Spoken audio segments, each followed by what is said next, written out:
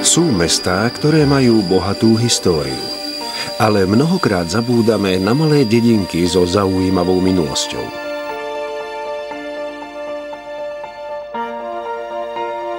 Známa je táto scéna z príchodu vlakov.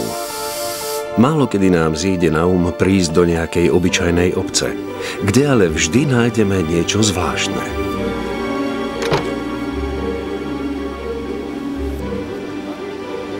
Niekto sa ponáhľa, niekto má čas, lebo cestou akoby ľudia mysleli len na toto miesto. Asi na jeho gazdovské dvory pod klobúkmi striech, na vršky okolo dediny. Obec Chrasť nad Hornádom, ktorú sme navštívili, leží v južnej časti Hornádskej kotliny na severnom úpetí Slovenského Rudohoria.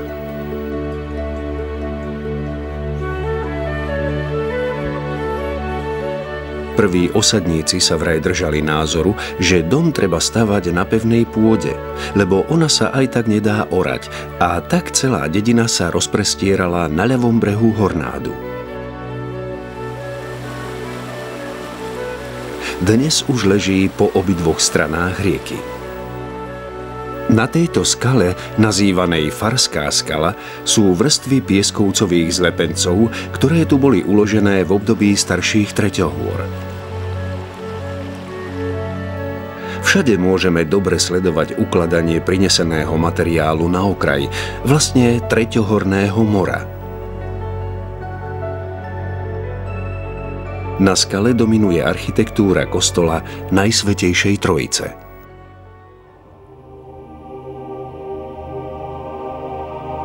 Má podobu 5-kupolovitej baziliky gréckeho typu, ktorá v základoch tvorí rovnoramenný kríž.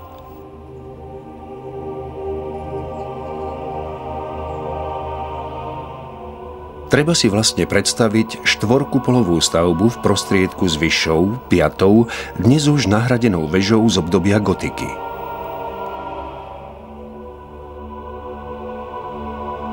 Jej neskoro románske okná sa datujú do polovice 13. storočia, ale románsky tvar, štvorlístkový pôdorys apsíd, poukazuje na 10. až 12. storočie.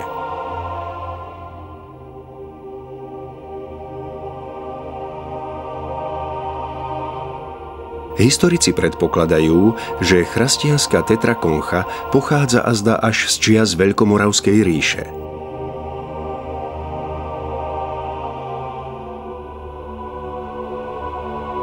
Toto staršie datovanie dokazuje archeologický výskum v okolí kostola, ale aj severne od obce, kde boli nájdené aj úlomky keramiky, teda stopy ranostredovekej osady.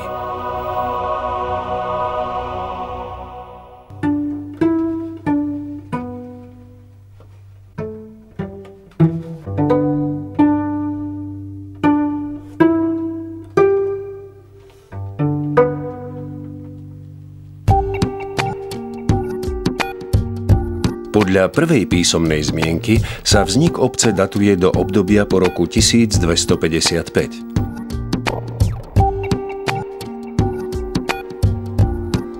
Ďalším písomným prameňom je listina kráľovnej Alžbety z roku 1280. V tomto období sa vyskytuje pod názvom Gorost.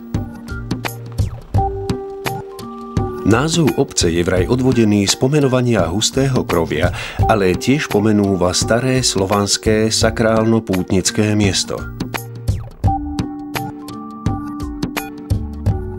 Sú známe viaceré príklady týchto názvov, pri ktorých historické záznamy mali spoluhlásku G namiesto H. Tieto názvy vznikli v 10. až 11. storočí a zmena z G na H sa začala realizovať až začiatkom 12. storočia. Táto skutočnosť posúva vznik obce do staršieho obdobia.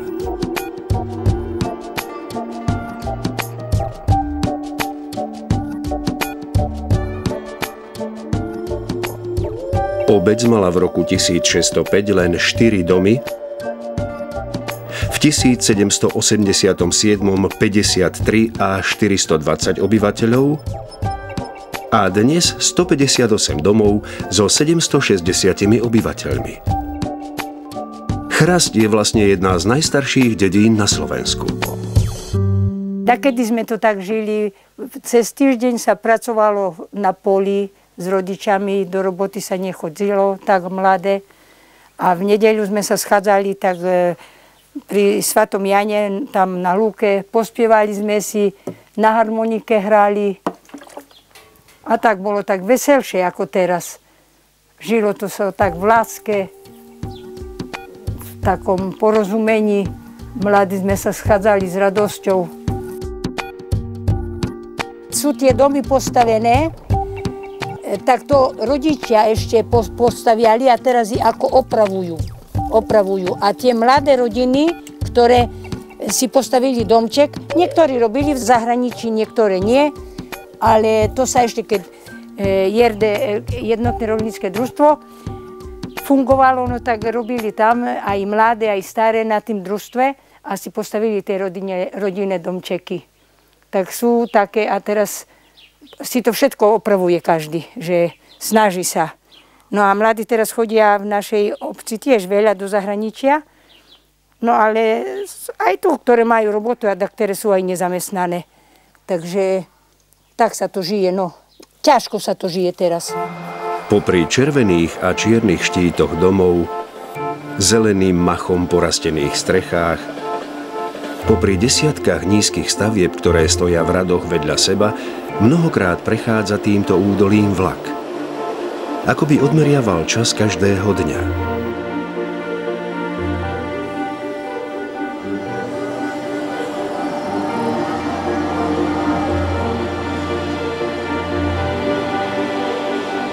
Čas sa však z jeho hlučných príchodov nezastaví.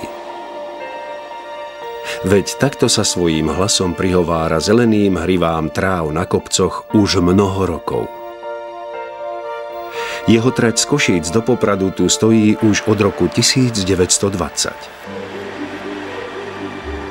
Trojkilometrový úsek železnej cesty je už dávno vrastený do tejto malebnej krajiny.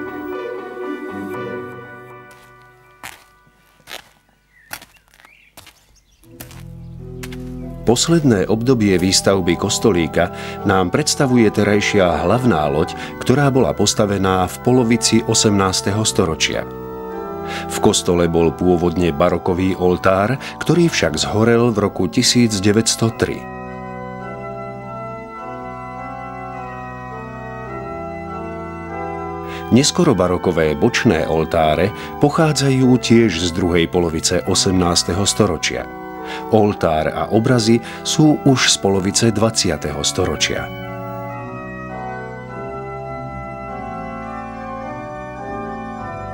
Na severnej stene centrálneho priestoru nad víťazným oblúkom apsidy sa zachovala časť stredovekej fresky zreštaurovanej v roku 2008.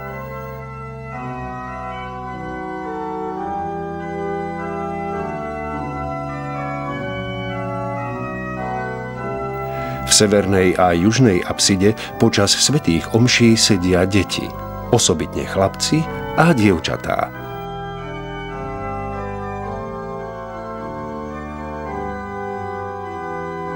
Súčasnú loď a hrobku dala postaviť rodina Mariáši, čo dokazuje aj reliéf erbu nad vchodom. Medzi nemenej významné pamiatky patrí kaštieľ a zemianská kúria. Čo sa týka zemianskej kúrie, tá sa nachádza v susedstve školy a kostola. Bola to drevená stavba s 2 obytnými izbami, mala tiež 2 komory, kuchyňu a pivnicu. Keď bol veľkostatok rozparcelovaný, odkúpil kúriu akademický maliar Jozef Hanula, ktorý tu žil 18 rokov. Dnes sú však z nej len ruiny kamenných základov.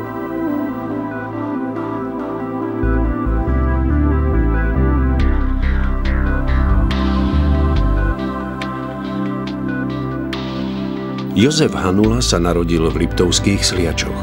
Študoval v Budapešti a Mníchove. Bol neobyčajne talentovaným výtvarníkom, mal dobrú prípravu, ale širší rozhľad a uplatnenie udusila nepriazeň doby a malosť pomerov, v ktorých prežíval svoje najplodnejšie roky. V Chrasti nad Hornádom žil do roku 1918, zomrel v roku 1944 a preto v dedinke už nežijú žiadni jeho pamätníci. Od rodičov pamätáme. No aj na fare dva obrazy, ešte tam aj podpísané Jozef Hanula. Blízko Zemianskej kúrie stojí na tomto mieste bývalá škola so škôlkou. Jej najstaršie dejiny boli zaznamenané vo farskej kronike, v ktorej sa píše, že bola z dreva postavená v roku 1788. Kaštieľ rodiny Mariáši stál pri rieke Hornád v západnej časti obce. Bol o 200 rokov starší než kaštieľ v Markušovciach.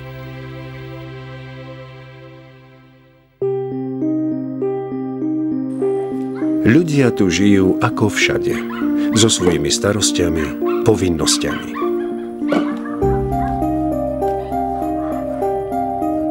Ak odvrátime náš pohľad od vysokej skaly, vidíme, ako sa po celej dedine myhajú deti, ich mami či gazdovia. Na chvíľu zazrieme, ako miznú v komore či v kuchyni.